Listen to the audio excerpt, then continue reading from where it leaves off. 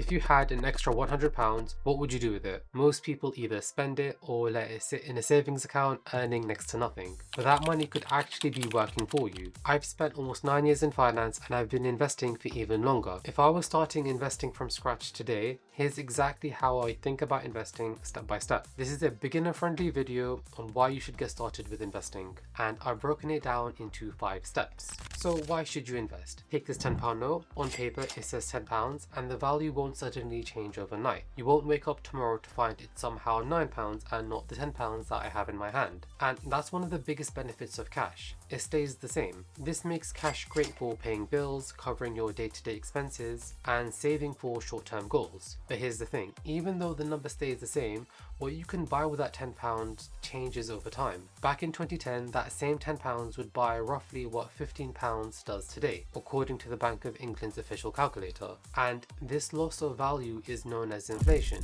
because over time, the costs of goods and services rise. And right now, in the UK, inflation, including housing costs, is sitting at around about 4%, according to the ONS. If a meal costs you £5 last year, but now costs £8 for that same meal, that £3 increase shows that your money doesn't stretch as far as it used to. That's inflation in action. It's making your money worth less over time. So for money you're holding for the long term, saving alone isn't enough. And we need to find a way to keep up with inflation and ideally beat it. When you invest, your money has the chance to grow over time instead of shrinking. There are 2 main ways that this growth happens. First, when you invest in a company, you own a small piece of that business. Let's say you invested in a stock like Nvidia. As Nvidia makes more sales, creates better technology, and earns more profit, its value increases. And because you own a piece of it, your investment increases too. And the second way is through compounding, and that's what Einstein called the 8th wonder of the world. It's kind of like a snowball rolling down a hill, getting bigger and bigger as it picks up more snow. And that's the benefit of time and compounding, because the earlier you start, the better. And when it comes to money and whether to save or invest, it helps looking at it through the lens of time. For short-term goals, cash is fine, you need it soon and it's stable. But for the long term, cash is terrible at beating inflation. And there is data that shows that for more than a century, the global stock market has delivered returns far above the rate of inflation. So we know we need to invest, but what do we invest in? People often try finding the next big stock that is popular at the moment, but this is a really bad idea. Just because a stock did well in the last year, it doesn't mean it will do the same next year. A few years ago, there were companies like BlackBerry and Nokia, and at their peaks, they traded for around $140 and $60 respectively. But when the dominance faded, those prices collapsed to just a few dollars. And if you'd invested based on past success, you'd have lost a lot of money. So what's the better move? When you're investing in index funds, think of it as if you're investing in a whole basket of different companies in one go, instead of just buying a single company. So we know this gives us an incredible amount of diversification, which is great and what we need, because this is less risky and much less stress than individually picking companies yourself. This is the investing advice from Warren Buffett, who says you should stick to index funds for long-term success. You're spreading your investments out by investing in hundreds of companies, reducing the chances of losing everything if one stock were to go down. Another thing to know before investing are the fees. Now, let's say a fund has a 1% fee. If you invest £10,000, you'd be paying £100 in fees. And generally, you'd want an expense ratio that is below 0.5%, as you want to keep the fees down to a minimum. So hopefully we now have a better understanding of what to invest in.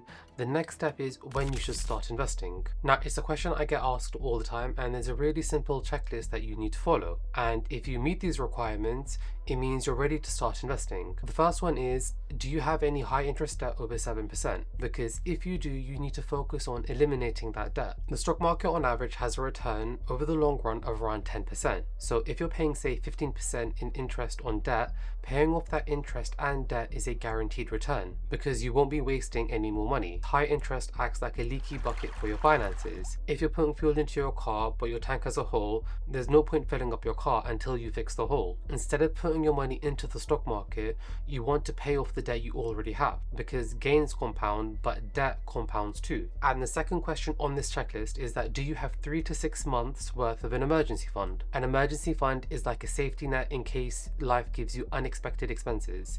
You want to make sure you have a pot of money set aside in case the worst happens, because if you don't, you may fall into credit card debt by borrowing money, or Or even worse, it may force you to sell investments at a bad time, which then furthers your losses. Now let's talk about how much money you should invest. Now, you don't need thousands to get started with investing. You can honestly just start with £1, doing it every month so that you get into the habit of investing consistently for the long term. If you invest £100 into the stock market and it goes up by 10% over the course of a year, your return will be £110. And say if you invested £10,000 with the same 10% return, you would be at £11,000, and that's a much bigger increase. Now, the stock market is a place for high volatility, so your money is at risk. So you should only ever invest money that you can afford to lose, and money you don't need for at least the next 5 years. The stock market will go up and down and act like a bit of a roller coaster, but if you have the mindset of being a long-term investor, you give your money the best possible chance of growing. Okay, so now let's go through a step-by-step on how to buy your first stock or fund. When you're investing, it's best to use a tax-efficient account, because that way your profits, whether you get that from capital gains or dividends, they're all earned tax-free. So if you're in the UK, that means using an ISA or a pension, and if you're in the US, that would be a Roth IRA or a 401k. Now, for an ISA in the UK, there are plenty of platforms to choose from, like Trading 212, Vanguard, Invest Engine, and so on. But the main thing is that you want to focus on a platform that has low fees and something that's user-friendly. Now, I've done a whole video on this where I explain in detail how to invest, where I go step by step of the mechanics of navigating the investment app and buying a stock and fund. In this example, I'll use the Trading 212 platform to show you. Now, it doesn't have to be Trading 212, it can be anything. Investing strategies and FAQs. Now, the first one is, how long should I hold on to my investments for? For beginners, the advice is simple because you want to think for the long term, meaning you should want to hold on to your investments for at least 5 years or longer. When it comes to stocks, you ideally just want to buy it and hold it for the long term because you don't really want to be thinking about it. It's an investment that shouldn't take up your active or emotional energy, but obviously that's easier said than done.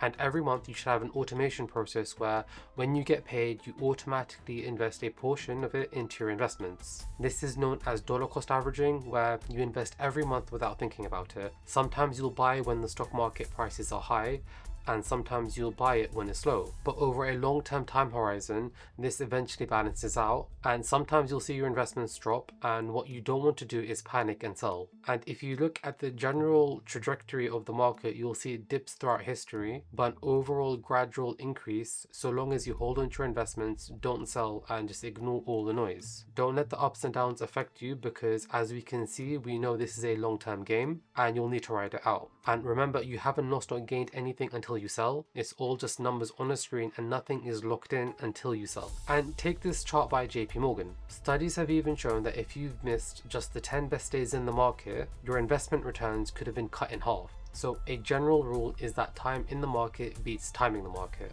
And if you look at the corner of this table, it says it's always darkest before the dawn.